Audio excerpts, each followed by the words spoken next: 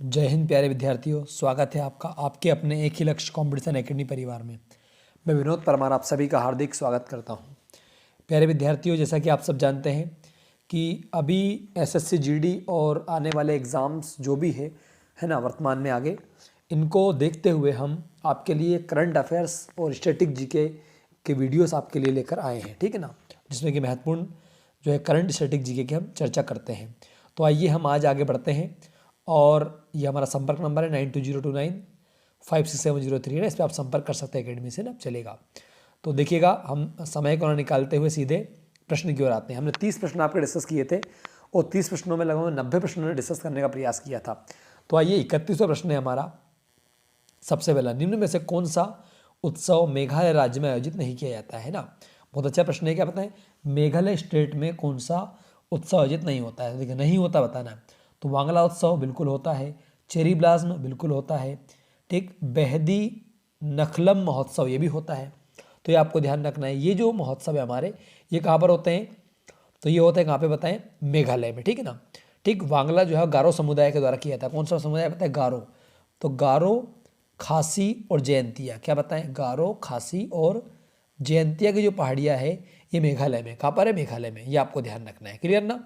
Cherry ब्लाज्मी कहाँ पे होगा? यहाँ पे। और बेहदीन खलम महोत्सव भी कहाँ पे होगा? आपका मेघालय में। सरहुल जो महोत्सव है बच्चों, ये जो है ना आपका, ये इसका आंसर आएगा और ये होता है आपका झारखंड में। कहाँ बताएं? तो झारखंड में सरहुल महोत्सव जो होता है त्योहार मनाया जाता है, ये आपको ध्यान रखना है। जबकि वांगला उत्सव, चेरी ब्लाज्म महोत्सव, बहदीन खलम महोत्सव, ये तीनों कहाँ पर होते हैं? तीनों मेघालय में होते हैं। कहाँ होते हैं बताएं? मेघालय। मेघालय की राजधानी क्या है? तो राजधानी इसकी शिलोंग है, आपको पता है। सीएम कौन है? कोनराड संगमा है, आपको ध्यान रखना है, क्लियर ना। चलिएगा आगे बढ़ते हैं हम लोग अगले प्रश्न की ओर में। ठीक, ये आपको आई होप समझ में आ गया होगा। अगला प्रश्न है हमारा, चेनानी नासरी जो सुरंग है इसका नाम बदलकर क्या कर दिया गया है? देखिएगा, चेनानी नासरी आप सब जानते हैं। चेनानी नासरी सुरंग जो है आपका, ये कहाँ पर है? ये जम्मू कश्मीर में। कहाँ पे? जम्मू कश्मीर में, क्लियर ना। ठीक, ये भारत की जो है सबसे लंबी सड़क सुरंग है। कौन सी? चेनानी नासरी। तो भारत की सबसे लंबी सड़क सुरंग का नाम क्या है? भारत की सबसे, वो क्या बोलेंगे? लंबी। कौन सी बताए? लंबी सुरंग कौन सी है? चेनानी नासरी। ये आपको ध्यान रखना है, ठीक है ना। तो ये कहाँ पर आती है? इसका नया नाम जो कर दिया गया है, इसका आंसर आएगा आपका, ठीक, श्यामा प्रसाद मुखर्जी सुरंग। कौन सी बताएं? तो श्यामा प्रसाद मुखर्जी सुरंग किसका नाम कर दिया? चेनानी नासरी का। आप सब जानते हैं श्यामा प्रसाद मुखर्जी जो थे आपके, ये भारत के पहले मंत्रिमंडल, जब भारत आज़ाद हुआ तो 1947 में जो सरकार बनी थी नेहरू जी की, उस सरकार में उद्योग मंत्री बने थे श्यामा प्रसाद मुखर्जी। लेकिन कांग्रेस से नेहरू जी से कुछ मतभेद थे, तो उन्होंने कांग्रेस पार्टी से इस्तीफा दे दिया। तो कांग्रेस पार्टी से इस्तीफा देने के बाद में इन्होंने जो संघ है हमारा, संघ से एक पार्टी बनाई जिसका नाम था जनसंघ पार्टी। कौन सी बोलो? जनसंघ। जनसंघ पार्टी के संस्थापक कौन थे? उन्होंने श्यामा प्रसाद मुखर्जी 1951 में, क्लियर ना। ये आपको ध्यान रखना है कि आज़ादी के बाद जो है, देखो, भारत की सबसे प्राचीन पार्टी कांग्रेस, जो कि स्थापना कब हुई थी? 28 दिसंबर, ठीक, 1885, ठीक है ना। तो 1885 में कौन बनी? कांग्रेस। जबकि ये देखा जाए तो बीजेपी जो बनी है आपकी, वो 1980 में बनी, जबकि बीजेपी का नया पूरा प्राचीन नाम था जनसंघ पार्टी, क्लियर ना। तो श्यामा प्रसाद मुखर्जी जो थे आपके, ये भारत के मंत्रिमंडल से इस्तीफा देने वाले, क्या बताएं, प्रथम व्यक्ति थे। कौन थे? श्यामा प्रसाद मुखर्जी। ये आपको ध्यान रखना है, क्लियर ना। तो आई होप कि समझ आपको। अटल सुरंग क्या है? तो यारे बच्चों, अटल सुरंग जो है ना आपका, ये रोहतांग दर्रा। कौन सा बताएं? रोहतांग दर्रा। कौन सा? रोहतांग। तो रोहतांग दर्रा जो है आपका, ये आता है हिमाचल प्रदेश में। तो हिमाचल प्रदेश में रोहतांग दर्रे का नाम क्या रख दिया गया है? अटल सुरंग। कमलापति की बात करें, कमलापति सुरंग नहीं है भैया, ये जो है हमारा भोपाल में, मध्य प्रदेश के भोपाल में जो हबीबगंज है, कौन सा बोलो? हबीबगंज। तो हबीबगंज स्टेशन जो है आपका, उसका नाम क्या रख दिया गया है? कमलापति सुरंग कर दिया गया है। कमलापति स्टेशन का सुरंग आपका गलत है, क्लियर ना। तो यह जाएगा आपको। अगला है हमारा महेश नगर हाल्ट। तो आपको ध्यान रखना है, जो राजस्थान है, राजस्थान में, ठीक है ना, मियाँ का बाड़ा जो रेलवे स्टेशन था आपका, कौन सा? मियाँ का बाड़ा। मियाँ का बाड़ा। तो मियाँ का बाड़ा जो स्टेशन था ना, जो राजस्थान में था, कहाँ पे था? राजस्थान में। इसका नाम बदल करके महेश नगर हाल्ट कर दिया गया है। तो क्लियर, समझ में आ गया आपको? ये वाला आंसर इसका ये आ जाएगा। आगे बढ़े अपन, चलेगा। ठीक, अगले प्रश्न पर बढ़ते हैं। ठीक, आगे को समझ में। अगला, निम्न में से किस चक्रवात की उत्पत्ति बंगाल की खाड़ी में जो है नहीं हुई है? ये आप सब आपको बताना है। देखिएगा, मतलब आपको पता है कि ये हमारा, जैसे कि हम बात करें तो ये हमारा क्या बताएं, ये भारत है ना। तो ये देखिए ये वाला भारत है। भारत में आपको पता है इधर में, ठीक, ये ठीक है ना, ये इस प्रकार से भारत आपका, ठीक, ये बांग्लादेश। तो ये इधर में क्या है, इधर में बंगाल की खाड़ी है ना, बंगाल की खाड़ी। इधर में क्या है आपका, अरब सागर। तो आपको ये बताना है कि इसमें से, इधर बंगाली खाड़ी है, अरब सागर है ना, तो ये बताना है कि निम्न में से कौन सा बंगाली खाड़ी में नहीं आता, मतलब बंगाल खाड़ी में, बंगाल, तो यास जो है आपका ये बंगाल की खाड़ी में, उड़ीसा कौन सा बताओ, उड़ीसा। और यदि हम बात करें पश्चिम बंगाल इस क्षेत्र में आता है, और ओमान जो देश है आपका उसने उसको नाम दिया है यास। अम्फान की बात करें, ये भी कहाँ पे आता है, तो ये भी कहा जाएगा बंगाली खाड़ी में। अम्फान भी, जो अम्फान है आपका, ये भी उड़ीसा और पश्चिम बंगाल तरफ में आता है। थाईलैंड ने इसका नाम दिया है। गुलाब की हम बात करें, जो गुलाब है आपका, ये उड़ीसा और आंध्र प्रदेश में आता है। कहाँ आता है, आंध्र प्रदेश आपका कनेक्ट हो जाएगा इसके अंदर। ये भी आंध्र प्रदेश भी कहाँ पे, बंगाली खाड़ी में है ना। तो इसमें इसका जो आंसर आएगा वो क्या आएगा, शाहीन। क्या बोलो, शाहीन। क्योंकि शाहीन जो है ना, ये अरब सागर में, कहाँ पे, अरब सागर में, जो ईरान है हमारा, ठीक, जैसे बोलते फारस की खाड़ी, रोमान, यहाँ पर आता है। तो इसका आंसर क्या आएगा आपका, इसका आंसर आएगा कौन सा, शाहीन। तो शाहीन नाम का चक्रवात जो है ये कहाँ पर आता है, तो ये आता है अरब सागर। का बोलो, अरब सागर। बाकी सारे कहाँ आते हैं, बंगाल की खाड़ी में। क्लियर ना, ये आपको ध्यान रखना है। आई होप आपको समझ में आ गया होगा, ठीक है। इस प्रकार के प्रश्न ही आपसे एग्जाम में देखने को मिलेंगे। तो आइए हम आगे बढ़ते हैं। ये वो प्रश्न है जो 2020, 21, 22 में जो है आपके बने थे। तो इसीलिए अपन इनको रिसर्च कर रहे हैं, क्योंकि आपके एग्जाम में लगभग पुराने ही क्वेश्चन वो पूछेगा, एकदम रोजाना का तो पूछेगा नहीं अभी का। तो चलिएगा आगे बढ़ते हैं हम लोग। यूनिसेफ के वर्तमान अध्यक्ष कौन है, बहुत अच्छा प्रश्न है आपका। यूनिसेफ आप सब जानते हैं, जो यूनिसेफ संस्था है, ठीक है ना, इसके अध्यक्ष पूछे गए हैं। तो इसका जो आंसर आएगा बच्चों, ये आएगा पहले नंबर, कैथरीन रसेल। कौन बताएं, तो कैथरीन रसेल जो है आपकी, यूनिसेफ, यूनिसेफ का फुल फॉर्म है आपका यूनाइटेड, कौन सा, यूनाइटेड नेशंस, क्या बोलेंगे, यूनाइटेड नेशंस।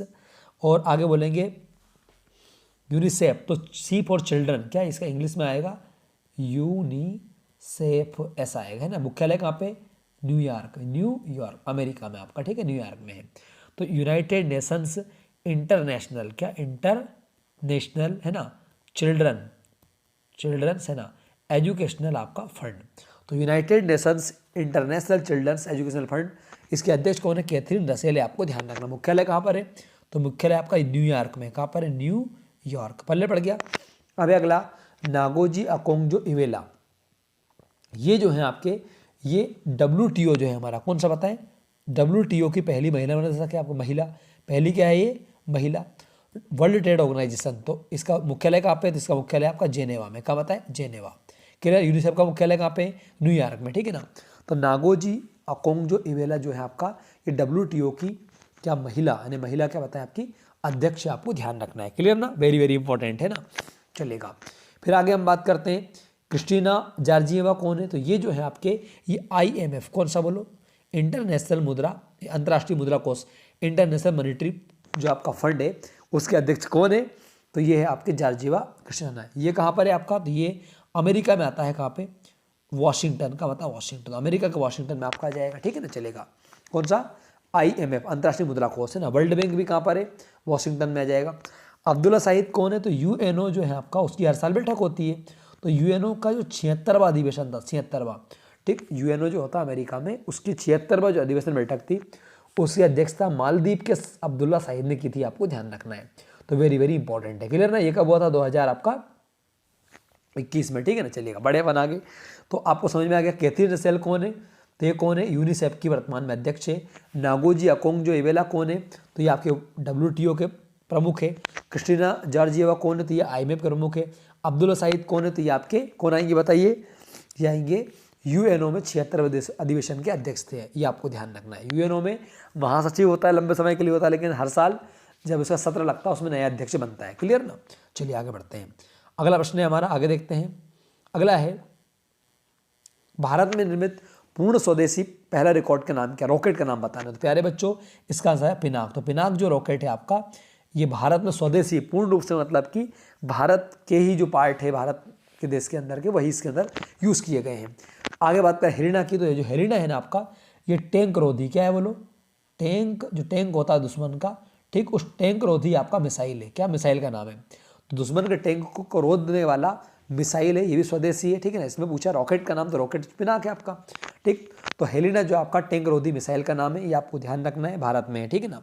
फिर हम बात करते हैं चिनूक, तो चिनूक क्या हेलीकॉप्टर है, तो अमेरिका से, किससे बोलो, अमेरिका से लिया गया हेलीकॉप्टर का नाम क्या आपका चिनूक है ना, अमेरिकी बोइंग कंपनी से आपका लिया गया था।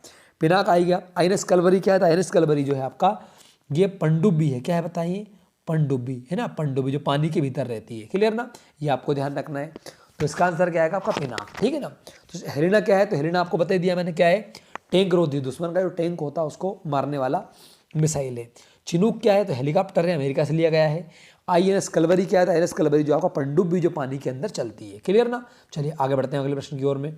अगला प्रश्न हमारा 36वें नंबर का है, देखिएगा, वर्तमान में सीबीआई के प्रमुख कौन है। तो सीबीआई बोले तो देखिएगा, सीबीआई का क्या मतलब ये हुआ यहाँ पे, ठीक, सेंट्रल ब्यूरो ऑफ इन्वेस्टिगेशन। आपको पता है सीबीआई जो है आपका, ठीक, ये भारत में भ्रष्टाचार और जो बड़े हाई प्रोफाइल मर्डर केस होते हैं उनकी जांच करने का काम करता है कौन, सीबीआई। तो इसके अध्यक्ष कौन है वर्तमान में, तो इसके अध्यक्ष है भैया सुबोध कुमार जायसवाल। कौन बताएं, तो सुबोध कुमार जायसवाल कौन है, सीबीआई के अध्यक्ष है।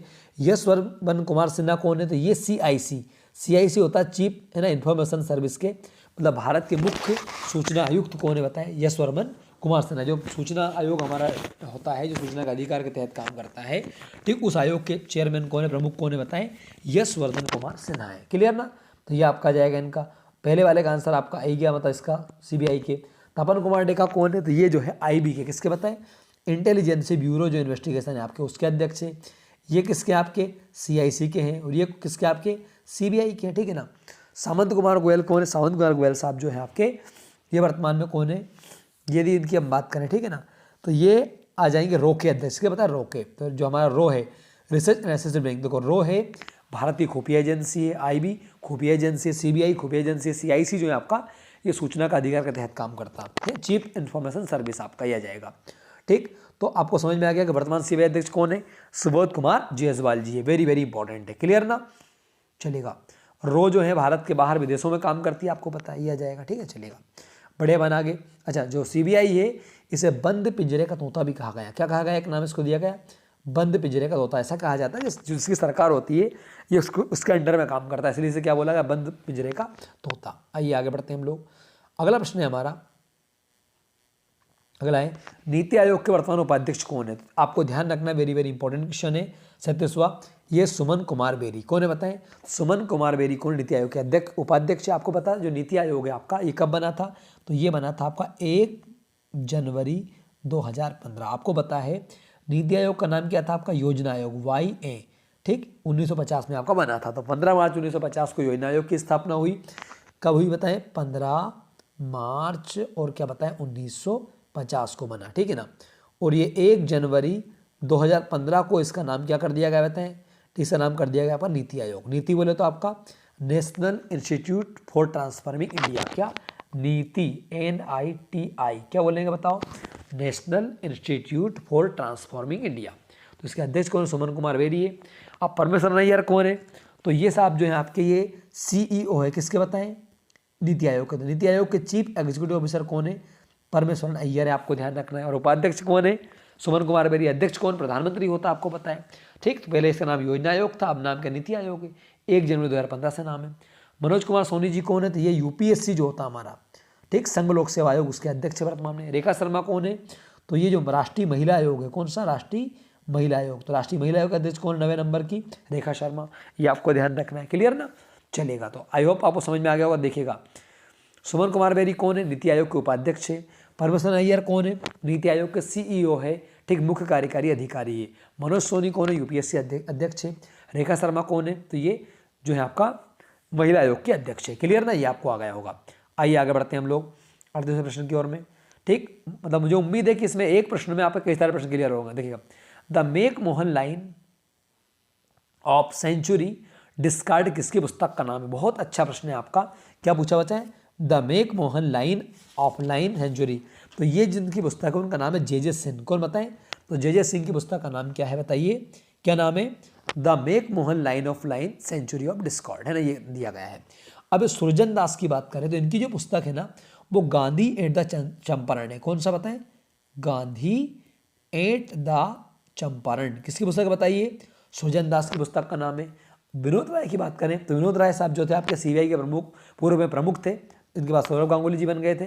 तो इनकी पुस्तक का नाम है note just a night watchman, है ना, माई इनिंग्स विद बीसीसीआई। ये कहा, किसने बताया, वो क्या कहा इन्होंने, क्या कहा, note just a night watchman, क्या बोलेंगे, not just a night watchman my innings with BCCI. किसकी पुस्तक है, विनोद राय साहब की। शशि थरूर की बात करें, कांग्रेस का कद्दावर नेता है। तो इनकी जो मतलब बुक है उसका नाम प्राइड, है ना, और एक प्रेजुडिस एंड पेट्रिटी, ये आपका नाम आ जाएगा, ठीक है ना। शशि थरूर साहब की केरल के रहने वाले हैं, ये आपको ध्यान रखना है। तो इसका आंसर क्या आएगा आपका, जे सिंह आएगा। देखो यहाँ पे एग्जाम में बुक और राइटर से तो एक प्रश्न आपको बिल्कुल देखने को मिलेगा। चलिए आगे बढ़ते हैं हम लोग। अगला प्रश्न है हमारा, अगला 4 मार्च को कौन सा दिवस मनाया जाता है। तो प्यारे बच्चों, जो 4 मार्च है ना, 4 मार्च को हम मनाते हैं चाबहार दिवस। कौन सा पता है, चाबहार। चाबहार बंदरगाह का नाम है, और ये बंदरगाह कहाँ पे आपका, ये है आपका ईरान का, पता है, ईरान। तो ईरान में भारत ने इसे काफ़ी सपोर्ट किया। भारत का जो व्यापार होता है वो ईरान के चाबहार बंदरगाह से होता है। ईरान की राजधानी क्या, तेहरान है, ठीक है, आपको ध्यान रखना है। समानता दिवस कब मनाते हैं, तो आपको पता 14 अप्रैल को हमारे अंबेडकर जी जो होते हैं उनकी जयंती होती है। तो अंबेडकर जी की जयंती के अवसर पर क्या मनाते हैं, हम समानता दिवस मनाते हैं। विभाजन विषय दिवस की बात करें, ये दिवस जो होता है आपका, ये 14 अगस्त को मनाते हैं। कब से मनाते हैं बताएं, तो 14 अगस्त को जो है आपका, ठीक है ना, क्या मनाएंगे, विभाजन विषय का, क्योंकि आपको पता 14 अगस्त को पाकिस्तान भारत आपके अलग अलग बने थे। आगे बात करें वीर बाल दिवस की, तो वीर बाल दिवस पहली बार अभी से मनाया शुरू किया गया 2022 से, ये आपका मनाना शुरू किया गया है, ठीक है। अभी अभी 2-3 दिन पहले इसको बनाया गया था। तो इसकी शुरुआत हुई है 26 आपका दिसंबर, ठीक, 2022 से, क्योंकि वीर बाल दिवस मनाते हैं, आपको पता है, गुरु गोविंद सिंह जी जो पुत्र थे आपके जोरावर सिंह, ठीक है ना, और फतेह सिंह, ठीक, जो कि शहीद हुए, जिनको कि औरंगजेब ने दीवार में चुनवा दिया था, ठीक है ना, ठीक, उनकी याद में, उनकी स्मृति में हम दिवस मनाते हैं। आपको पता है इन मुल्लों ने, इन लोगों ने जो है आपका जो है आपका भारत में हम देखें तो इस प्रकार से भारतीय संस्कृति पर आघात पहुंचाने का कार्य किया था। तो वीर बाल दिवस जो है आपका, ठीक, गुरु गोविंद सिंह जी के बच्चों के लिए मनाते हैं हम, ये आपको ध्यान रखना है। आगे बढ़िए 40वां क्वेश्चन की ओर बढ़ते हैं। 40वां प्रश्न है हमारा, किरकिरी पक्षी अभयारण्य कहाँ पर है। आखिरी प्रश्न है हमारा, देखिएगा कहाँ स्थित है, तो आपको पता है, ठीक है, किरकिरी अभयारण्य का पूछा आपका। यह आंसर आएगा इसका कांचीपुरम, तमिलनाडु का। बताएं तमिलनाडु कांचीपुरम में कौन सा किरकिरी पक्षी अभयारण्य स्थित है आपका, ये आपको ध्यान रखना है। आगे हम बात करते हैं, तो अगला हमारा आता है इसके अंदर, इंदौर में कौन सा है बताएं, इंदौर। अब देखिए ये किरकिरी पक्षी अभयारण्य, ये जो है ना, ये वो अभयारण्य है, ठीक है, जो रामसर साइड में शामिल है। किसमें बताएं, रामसर। अब रामसर क्या है सर, तो जो रामसर साइड है ना, देखिएगा ईरान में, कहाँ पे, ईरान में एक जगह का नाम है रामसर। क्या बोलो, रामसर। तो ईरान के रामसर में जो है आपका 1971 में एक समझौता हुआ था, जिसे बोलते हैं, ठीक है ना, क्या बोलते हैं, मतलब 2 फरवरी 1971 को ईरान के रामसर शहर में एक समझौता हुआ था। उस समझौते में कहा गया था कि जितनी भी दुनिया में आर्द्र भूमि है, उन आर्द्र भूमि को बचा के रखा जाएगा। तो आर्द्र भूमियों को संरक्षित करने के लिए रामसर समझौता हुआ, ठीक, और तब से जो है अलग अलग देशों के स्थानों को, ठीक, संरक्षित करने का कार्य किया जाता है। तो अभी वर्तमान की बात करूँगा तो भारत के 75 स्थानों को, कितने बताएं, भारत के 75 स्थान जो थे है वर्तमान में, वो रामसर साइट में शामिल है। आपको ध्यान रखना है ना। हमारे इंदौर भी है ना, भुवनेश्वर उड़ीसा भी है, शिवपुरी मध्य प्रदेश, सांगी सागर झील वो भी इसमें शामिल है, कांचीपुरम तो सबसे आखिरी। तो कांचीपुरम जो है ना आपका, ठीक, कांचीपुरम ये भारत का सबसे आखिरी मतलब ये माना जाता है कि इसमें शामिल किया, क्या बोलते हैं, रामसर साइड में शामिल स्थान का नाम है, ठीक है ना। तो आपको समझ में आया किरकिरी पक्षी अभयारण्य कहाँ पर है, तो कांचीपुरम तमिलनाडु में, और ये रामसर साइड में इसको शामिल किया गया। वेरी वेरी इंपॉर्टेंट है, आपको ध्यान रखना है, ठीक है ना। आइए आ जाएगा आपका, क्लियर ना, चलेगा। हम बात करें 75वां जो है आपका क्षेत्र, ये सालबुर्ग आर्द्र भूमि के नाम से आता है, जम्मू कश्मीर 75वां, सॉरी, ठीक है ना भाई, कांचीपुरम भी इससे पहले वाला आ जाएगा, ठीक है ना। तो ये आपको ध्यान रखना है। तो आई होप कि आपको पूरा वीडियो समझ में आया होगा, ठीक। तो आज हम इसको यहीं पर रोकते हैं। धन्यवाद, जय हिंद, जय माँ भारती। सभी प्रश्नों को आप लगा लीजिएगा। कल हम 41 से लेकर के तो 50 तक के प्रश्नों को डिस्कस करेंगे, और पूरे सप्ताह के बाद में, है ना, एक दिन हम इन सबको क्लास में डिस्कस करेंगे। कल शनिवार में आपसे डिस्कस भी करने वाला हूँ, तो आप लोग सभी पढ़ के आइएगा, वीडियो को देख करके इस आंसर को, इनको सबके आंसर को लिख के लाइएगा, ताकि आपको याद रहे। देखिएगा यूट्यूब के माध्यम से जो पढ़ा रहा हूँ मैं, देखिए ये केवल एक जरिया है आपको इसे जोड़ने का, बाकी देखा जाए इससे याद नहीं होता। याद आपको एक्चुअल में क्लास में ही होता, ऑफलाइन क्लास में याद होता है। तो आप लेकिन एक बार पढ़ के आइएगा ऑफलाइन क्लास में। कल मैं आपको प्रोजेक्टर के माध्यम से बताऊंगा, 101% आपको बहुत अच्छे से समझ में आएगा और आपको सारे क्वेश्चन याद हो जाएंगे। और बिल्कुल एक ये तय है कि इनसे प्रश्न आपके एग्जाम में आने वाले हैं, SSC GD आने वाले किसी भी एग्जाम में, ठीक है ना। जो भी 3 से 4 महीने में एग्जाम होंगे सभी एग्जाम को देखते हुए हम ये वीडियो बना रहे हैं, ठीक है ना। धन्यवाद। जय हिंद, जय माँ भारती, जय श्री राम।